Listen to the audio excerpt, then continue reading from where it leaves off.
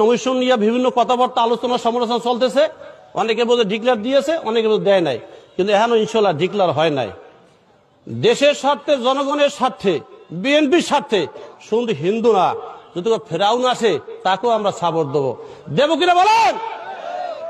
আমরা ধানের শীষে ভোট দেবো কাকে? যাকে আমার নেতা তারেক রহমান দেবে তাকে।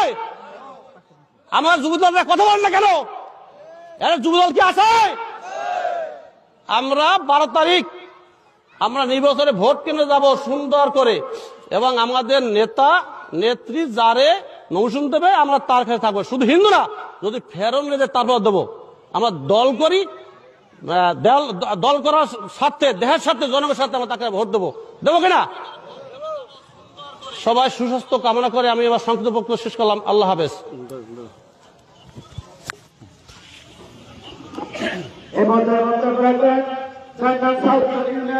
শ্রমিক দলের সভাপতি জনাব সোহাগ হাওলাদার। বিসমিল্লাহির রহমানির রহিম।